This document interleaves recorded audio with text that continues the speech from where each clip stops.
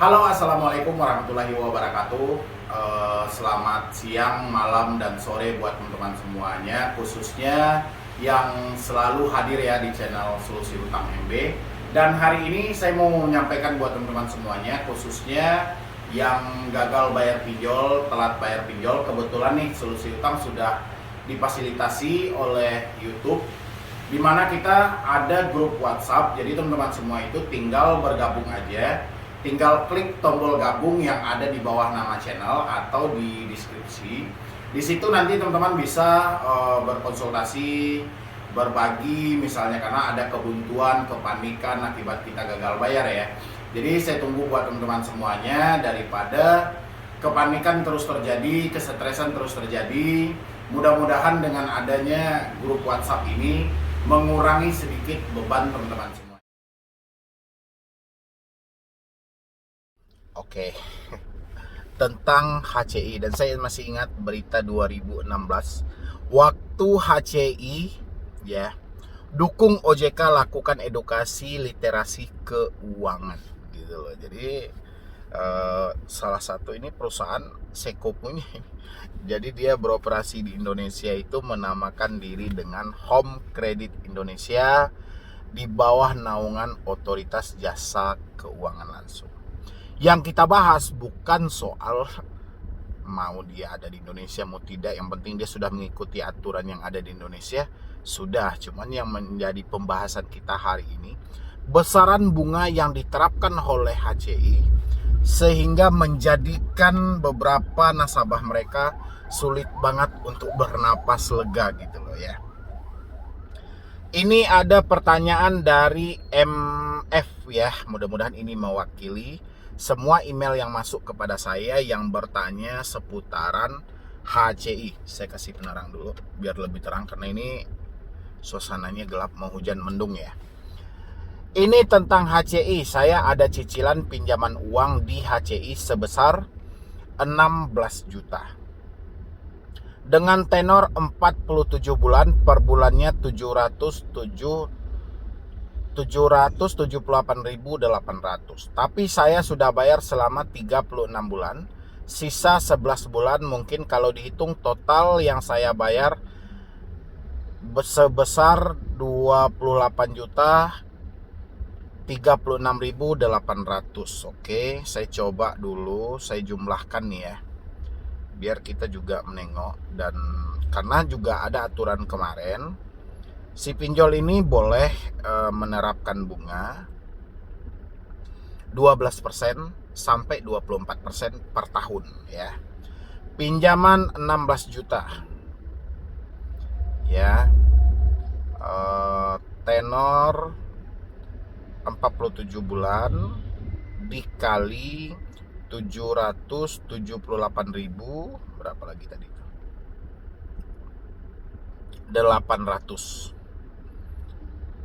800 rupiah ya, sama dengan 36 juta 600 3.600. Oke, dikurang 16 juta. Berarti bunganya 20 juta 600. Oke, dibagi 47.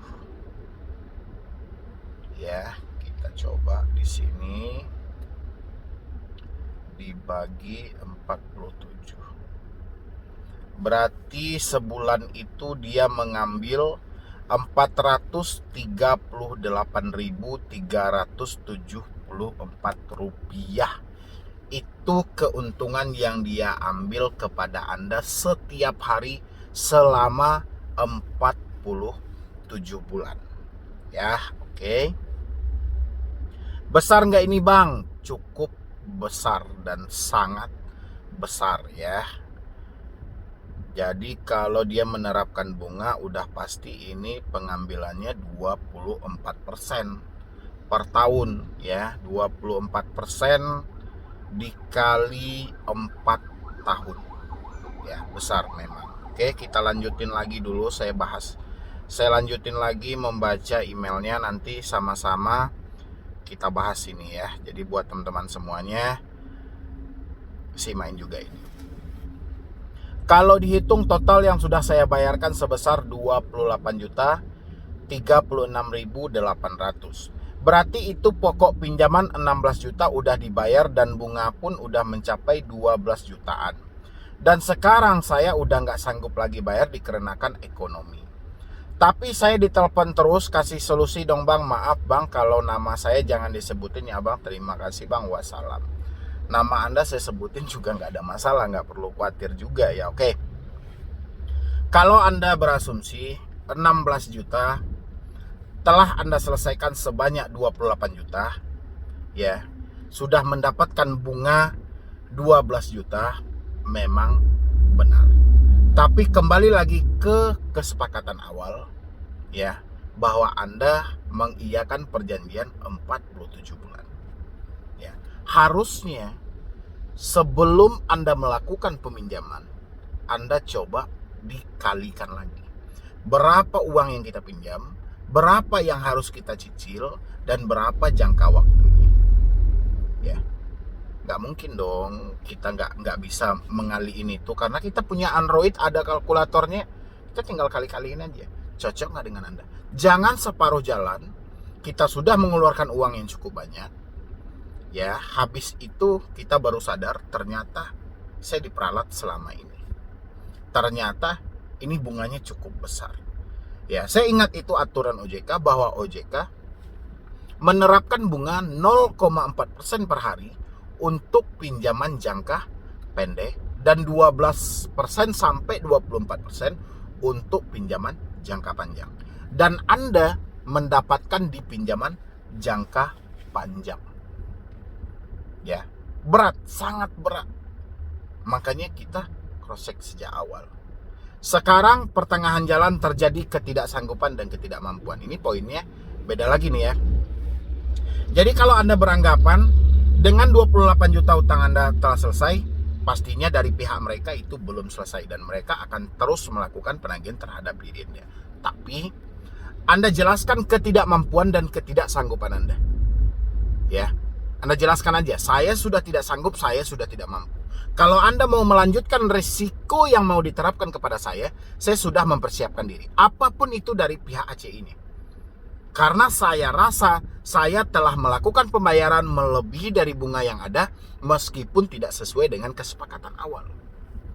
Ya, karena kita kan sudah menyetujui kesepakatan awal. Makanya saya bilangin, jadi kalau ada 100 orang yang meminjam dengan nominal 16 juta, ya, ada 100 orang ya yang meminjam. Dan habis itu yang bisa melakukan pembayaran lancar, ya ini lancar nih, lancar melakukan pembayaran sebanyak 10 orang saja, ini modal HCI sudah keluar. Ya, saking besarnya bunga yang dia terapkan, kan sudah saya kali-kaliin tadi itu. Ya, saking besarnya bunga yang dia terapkan mencapai 36 juta sekian. Ya, ada 10 orang 360. Ya, itu yang dikeluarkan gitu loh. Jadi sudah bisa nih mengcover untuk semua yang gagal bayar gitu loh. Ya, jadi rasa saya ini sudah kayak mana ya? Seakan hal-hal seperti ini terkadang sulit juga saya berkomentar gitu loh. Di samping saya bebankan kepada pihak aplikasi, kesalahan Anda juga ada dalam hal ini gitu loh. Ya, makanya saya ketika Anda bertanya besarnya bunga yang diterapkan per aplikasi, misalnya dari Home ataupun aplikasi-aplikasi lainnya, yang jadi pertanyaan saya itu bukan masalah besaran bunganya, kenapa baru sadarnya sekarang gitu loh. Ya, apalagi ini setelah melakukan pencicilan selama 36 bulan dan sisanya masih ada 11 bulan. Berarti sudah 3 tahun, kenapa baru sadar? Ya, karena uang sudah habis. Iya pasti, orang Anda pinjam 16 juta, Anda harus balikin 36 juta sekian. Ya wajar dong. Ya. Sedangkan orang yang berduit, orang kaya itu aja, dia kalau melakukan pinjaman bunga lebih dari 3%, dia pasti akan protes. Ya. Ini 200% Anda sanggupin. Ya, berarti kayaan mana? Kalau dibilangin Anda adalah orang yang paling menderita, ya hidup dengan serba kekurangan dan segala macam, menurut saya sih enggak gitu loh. Nyatanya hutang dengan bunga 200% aja Anda sanggup. Ya, jadi kayak mana tuh cara saya untuk memberikan tanggapan di sini? Saya ya di samping besaran bunga yang diterapkan aplikasi, kesalahan nyata dari Anda juga ada nih. Ya. Kenapa baru sadarnya sekarang setelah 3 tahun gitu loh. Ya, jadi saya ambil persimpel aja, teman-teman juga boleh. Silahkan memberikan komentar bagaimana menurut pendapat Anda. Siapa yang paling kita salahkan dalam posisi ini? Salahkan aplikasi atau salahkan debitur atau kita salahkan OJK aja? Ya, karena tidak tegas dalam penerapan bunga yang ada gitu. Ini cukup besar. Ya, silahkan isi di kolom komentar. Dan untuk ibu yang bertanya kepada saya, ini saya garis bawahi ya. Untuk ibu yang bertanya kepada saya, Ibu MF, jadi gini aja. Kalau masih mampu, selesaikan. Kalau tidak mampu, ya sudah. Kalau memang Anda ditelepon terus oleh debt collector, sampaikan aja gini. Saya sudah nggak mampu, saya sudah nggak sanggup. Anda kalau mau melanjutkan resikonya, sesuai dengan aturan yang ada di perusahaan Anda, silahkan. Ya terserah, nanti dia mau lanjutkan kemana juga terserah nanti. Ya ujung-ujungnya palingan juga arahnya ke BI checking. Ya paling ujungnya cuman ke situ gitu. Kalau misalnya si debt collectornya masih terus-terusan menghubungi Anda, ya sudah putus saja komunikasinya. Kalau misalnya DC-nya datang, DC ini kan cuman pesuruh, nanti Anda jelaskan aja. Memang sudah nggak mampu lagi. Memang kalau dibilangin nggak tepat janji, memang saya nggak tepat janji karena tidak sesuai dengan perjanjian awal saya. Tapi ya apa boleh buat atas dasar ketidakmampuan saya. Yang jelas risiko yang berat itu nggak ada. Risikonya itu cuma satu, ya palingan nama Anda masuk dalam skor kredit bermasalah. Dan teman-teman semuanya boleh bantu saya isi di kolom komentar bagaimana pendapat Anda. Ada orang yang minjam dengan uang 16 juta dan akan membayar sampai lunas dengan nominal 36 juta. Ya.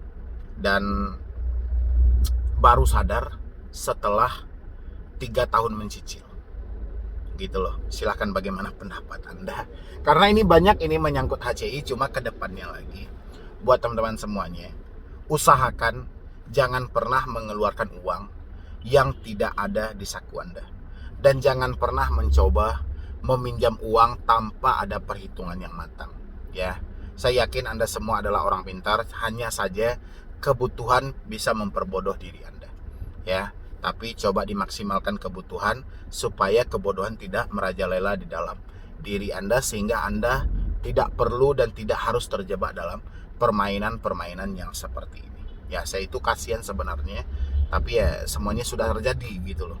Ya, mungkin dari saya cuma itu aja. Mohon maaf banget saya tidak bisa nanggapin jauh, takut terjadi pro dan kontra gitu loh, karena sudah terlalu lama baru sadar gitu loh. Kecuali di awal-awal misalnya dananya itu masih, misalnya baru cicilan pertama, setelah dihitung kembali terlalu besar dan uang ini belum saya pergunakan sepenuhnya, kita coba jembatani untuk membantu ke pihak dari HCI-nya gitu loh. Tapi kalau ini uangnya udah pasti habis dan sudah melakukan pencicilan yang sudah melebihi bunga yang ada juga, dan pertengahan jalan juga sudah mentok, ya sudah, kita juga nggak bisa maksain orang-orang yang menyatakan ketidakmampuan dan ketidaksanggupan. Yang jelas resiko yang paling fatal itu nggak ada, resikonya cuma satu, BI checking dan skor kredit bermasalah.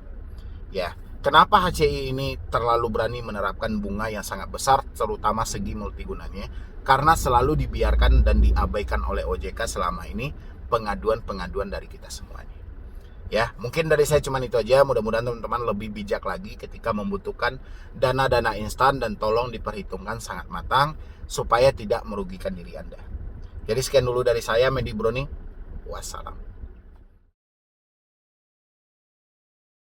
Yang paling pertama kita baca ini ada lewat jatuh tempo dari DE ya. Selamat sore Bang Medi, salam sehat dan salam sukses ya. Selamat sore juga. Salam sehat dan salam sukses juga buat Anda semuanya, terutama para subscriber ataupun para teman-teman yang hadir di channel ini menyimak atau mencari informasi ya. Saya ada permasalahan dengan beberapa pinjol yang sudah lewat jatuh tempo. Dari mula ada penekanan dari WhatsApp dan ultimatum ingin didatangkan DC. Saya memang berencana akan membayar, tapi saya tidak pernah berjanji untuk kapannya. Dan terus-menerus pola dari teror WhatsApp itu ada ke nomor saya. Saya saja biasa bekerja berkutat dengan dunia psikis dan mental, juga merasakan tertekan akan hal ini. Mohon pencerahan Bang, ini semua memang saya akui karena kesalahan saya yang dulu gali lubang tutup lubang. Saya akan lampirkan bukti screenshotan dari DC via WhatsApp. Terima kasih Bang. Oke. Screenshotan yang Anda kirimkan itu tidak jelas aplikasinya di mana. Ya, jadi kalau aplikasinya tidak jelas di mana, kita pun juga tidak harus ketakutan dalam hal itu. Habis itu ini ada menarik. Ya. Di sini Anda menyampaikan, saya saja yang biasa berkecimpung dengan dunia psikis dan mental juga merasakan tertekan akan hal ini. Ini akan berbeda.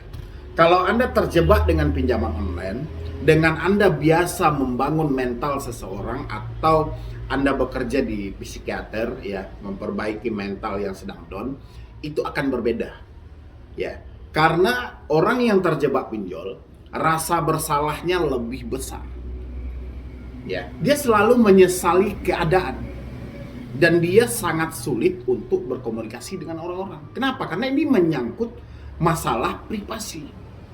Ya. Tapi kalau orang yang gangguan kesetresan dengan masalah lain, mungkin dukungan dan supportan akan lebih cepat pulihnya. Ya, karena dia terganggu itu dan terorannya akan terputus. Ya, rasa bersalahnya akan terputus. Tapi kalau orang yang terjebak pinjol, teroran ini tidak akan terputus. Jadi ketika dia melakukan pemulihan mental dia, teroran WhatsApp ini terus masuk, teroran telepon ini terus masuk. Itu perbedaannya gitu loh. Tapi kalau Anda ingin memperbaiki mental Anda biar sama menghadapi masalah-masalah yang lainnya, putus komunikasinya. Ya, saya pernah bilang di beberapa video saya sampaikan gini. Sekuat apapun orang-orang, sehebat apapun mereka, sekuat apapun mental Anda, tetap akan down kalau Anda setiap hari melihat ancaman via WhatsApp ataupun telepon. Dan telepon Anda berdering setiap hari, itu akan mengganggu Anda. Sekuat apapun mental Anda saat ini. Ya, makanya kalau Anda sudah menyatakan ketidakmampuan, ketidaksanggupan menghadapi pinjaman online, alangkah baiknya putus komunikasi dengan para debt collector. Ya, karena si pinjol ini pintar ini, dia akan mencarikan lawan yang seimbang dengan kita. Ya, bukan pihak pinjol yang maju, tapi dia pekerjakanlah pihak ketiganya, dari dicari orang-orang yang baru tamatan kuliah yang kualitasnya nggak ada atau apalah. Yang jelas karena tekanan hidup dia memilih juga untuk bekerja sebagai debt collector. Dan inilah yang dimanfaatkan oleh para pemilik pinjol ini yang mengadu dombakan antara debt collector dengan si debetur. Ya, padahal yang akan mendapatkan untungnya pihak pinjolnya. Kalau si debt collector hanya mendapatkan bonus dan gaji mereka saja. Ya, dia nggak tahu soal keuntungan ini segala macam gitu loh. Ya, itu bedanya. Jadi walaupun kita bekerja di dunia psikis atau di dunia pembangunan mental, kalau setiap hari kita dihujat dan ditekan dengan teroran telepon dan WhatsApp, itu akan down juga. Ya, ini menunjukkan bukti bahwa Anda sedang kena mental gitu loh. Ya. Kita lanjut di sini ada Assalamualaikum Bang Medi, terima kasih atas video-videonya di YouTube, Bang. Saya sudah galbay di GoPayLater selama 3 bulan dengan jumlah 5 juta. Dan sampai saat ini saya masih belum bisa bayar karena saya kehilangan pekerjaan saya. Dan saya masih berusaha untuk cari kerja, mohon solusi dan bimbingannya ya Mas Medi, oke. Jadi kalau memang sudah 3 bulan Anda tidak bisa bayar karena alasan atau karena fakta yang terjadi di dalam hidup Anda, karena uang nggak ada, pekerjaan sudah nggak ada gitu loh. Tapi dari niat dan nawaitu yang ada dalam diri Anda masih ingin berusaha. Ya, Anda yakin bahwa Anda mampu untuk menaklukki ini semuanya. Ya, itu nggak ada masalah. Jadi apapun nanti pola penagihan yang dilontarkan oleh debt collector, ya udah masuk kuping kanan keluar kuping kiri aja. Jadi nggak usah terlalu dimasukkan ke dalam hati. Dia akan berbagai versi yang akan muncul yang akan diberikan kepada kita gitu loh. Ya, contoh kayak proses hukum nanti dikirim melalui WA, somasi dikirim melalui email, penekanan caci maki via telepon, penekanan caci maki via WhatsApp. Itu kita anggap aja karena tujuan dari si debt collector ini adalah tagihan. Ya, jadi semua yang mereka lontarkan ini adalah pola untuk melakukan penagihan. Ya cuman itu aja, jadi kita nggak perlu juga terhanyut dalam hal-hal yang seperti kalau misalnya Anda sudah tidak mampu, tidak sanggup, berarti Anda PR-nya itu sudah tepat, Anda sedang berusaha mencari pekerjaan, minimal jangan terlalu baperan dan jangan terlalu terbawa arus, yang penting jangan terlalu lama menyalahi diri sendiri. Ya. Habis itu ini ada lagi, selamat siang Bang Medi, mohon untuk disamarkan nama saya ya Bang, semoga Bang Medi sehat selalu dan dilancarkan rezekinya, amin. Bang Medi, saya mau memberikan info sama Abang terkait gagal bayar yang saya lakukan di beberapa aplikasi. Saya gagal bayar di beberapa aplikasi, kurang lebih 6 aplikasi. Aplikasinya ada Pundi, Pinjam Yuk, Pinjam Duit, KTA Kilat, Julo, dan Esikes. Ini legal semuanya. Saya juga sudah mengikuti saran Bang Medi, hapus nomor WA dan ganti nomor. Tapi saya belum reset HP Bang, dan baru-baru ini, tepatnya tanggal 21 ini, saya dapatkan email dari Julo yaitu surat peringatan isinya tentang keterlambatan pembayaran. Saya minta solusinya dari Bang Medi untuk menanggapi hal ini Bang, saya sudah galbay kurang lebih 1 bulan. Terkait email yang akan saya lampirkan Bang, sebelumnya saya terima kasih sama Bang Medi karena channel Abang bisa membuat saya jadi tenang. Mohon solusinya ya Bang, terima kasih banyak. Sudah mengganti nomor ya, sudah menghapus WA tapi tidak merinset HP. Itu sama kayak